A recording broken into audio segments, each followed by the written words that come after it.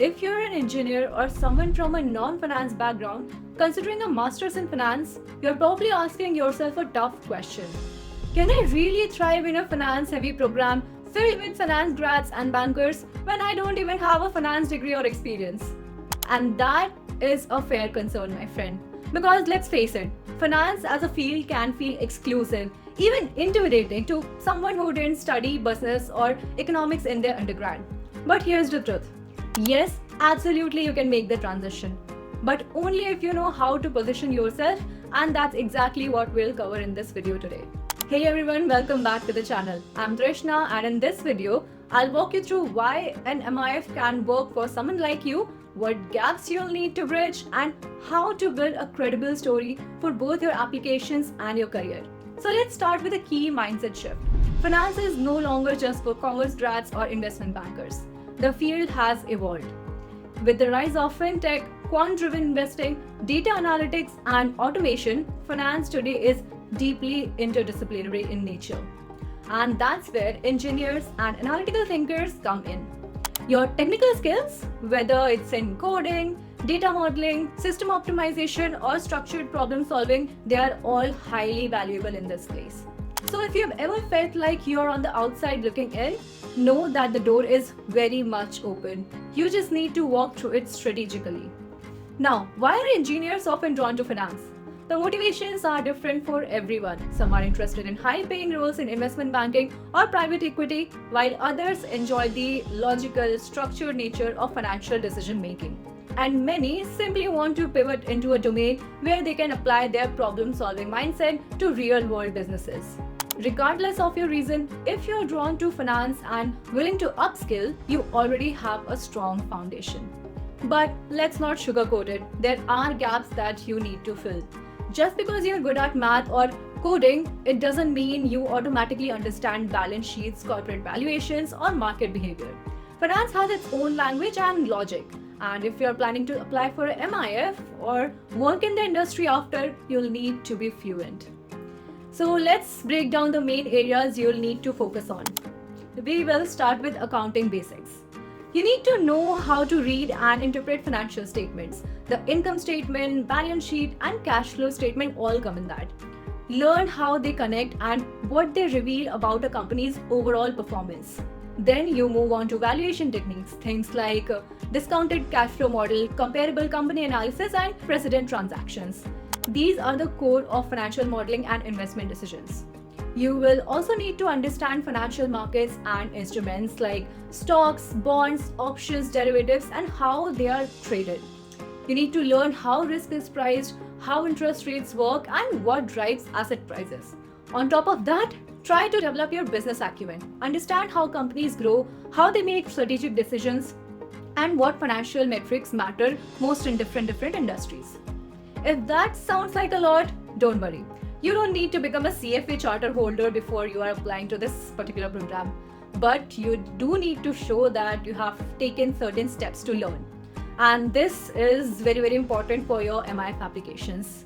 Because unlike MBA programs that assume candidates already have some amount of work experience in business, MIF programs attract a wide variety of profiles, including fresh graduates and career switchers. And that is why admissions committee pay a lot of attention to your story, like why finance and why now. So how do you frame your story if you're from a non-finance background? Here's a very simple way to do it. Use the past, present, future frame. Start with your past. How did your interest in finance begin? Maybe you interned at a startup and got exposure to funding rounds. Or maybe you started investing your own money and got curious about how markets actually work in real life. Find that authentic entry point and you can use that to craft your story. Then talk about your present.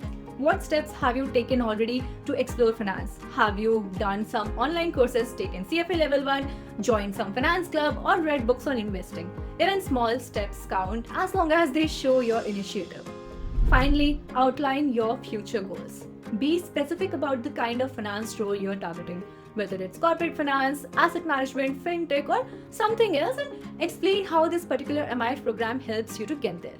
Now, let's talk about how to actually build these finance skills before or during your MIF program.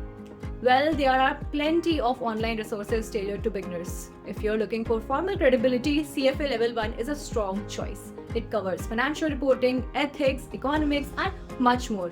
For practical skills, check out platforms like Wall Street Prep, CFI, or Breaking into Wall Street. These all teach you Excel based financial modeling and valuation, which are essential for your interviews.